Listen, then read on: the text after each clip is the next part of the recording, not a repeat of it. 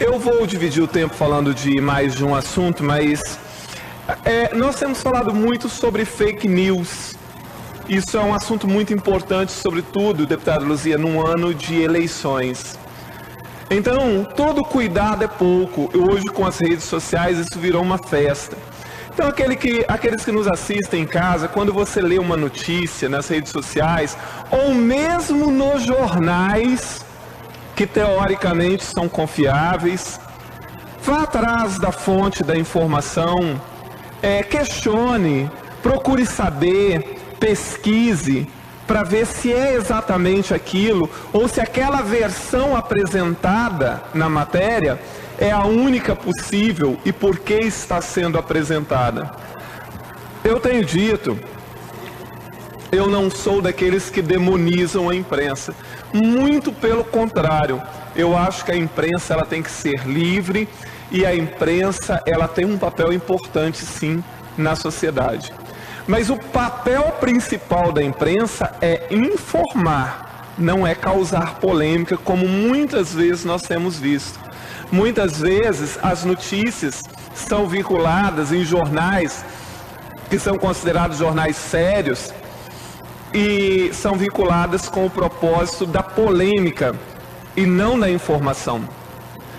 Então, muitas vezes, as notícias, quando elas são enviesadas, quando elas são generalizadas, quando elas mostram apenas uma parte da situação, elas acabam funcionando com o mesmo teor, ou com o mesmo teor não, mas elas acabam tendo o mesmo sentido das chamadas fake news.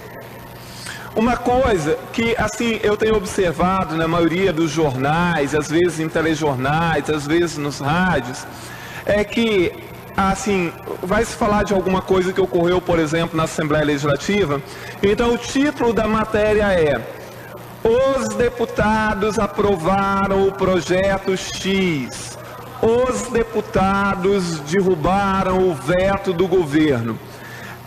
Todo mundo sabe, e com certeza os jornalistas e aqueles que trabalham nos jornais sabem melhor do que eu sobre isso, que grande parte das pessoas leem o título, olham a foto, mas não vão ler o conteúdo daquela matéria. Então, isso por si só já é um problema. Então, quando se coloca assim: os deputados aprovaram, os deputados fizeram, quem lê a matéria, ou quem lê a matéria não, quem lê o título dessa matéria, o que ela toma por verdade? Que foram todos os deputados que fizeram, ou todos os deputados estão fazendo, ou todos os deputados estão agindo da mesma forma. É essa mensagem que fica ali. Então eu gostaria, se é que isso é possível, né, pedir às pessoas que são editores dos jornais, né, aqueles que têm a responsabilidade, porque muitas vezes aquilo que sai numa matéria de jornal não foi o jornalista, não foi o repórter que definiu como sairia. São outras pessoas que normalmente fazem isso.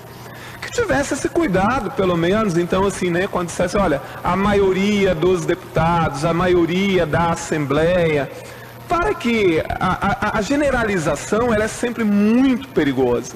Ela é sempre muito perigosa e ela é sempre muito ruim.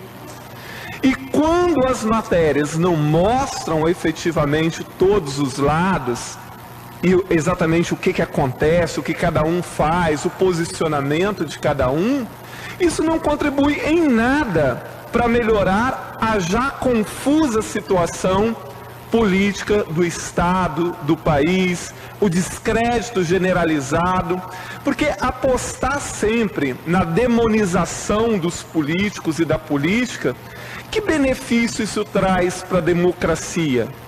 Que benefício isso traz para a sociedade?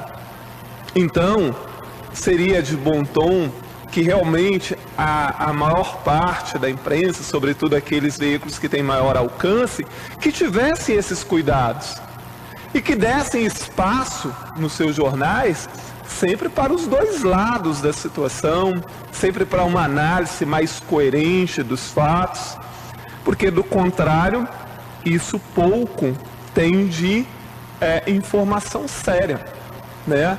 como eu disse e repito, passa longe de mim demonizar a imprensa, muito pelo contrário. Sou árduo defensor da imprensa livre, mas da imprensa que age com seriedade. A mesma seriedade que a imprensa cobra de nós políticos, ela tem que ter também, né? Semana passada, um editorial de um grande jornal aqui que falava sobre a questão do veto, punha o tempo inteiro os deputados, a Assembleia Legislativa, sem de forma nenhuma dizer ali que foi a maioria dos deputados, ou quem votou como, o que as pessoas defenderam. Então, isso é tudo muito ruim.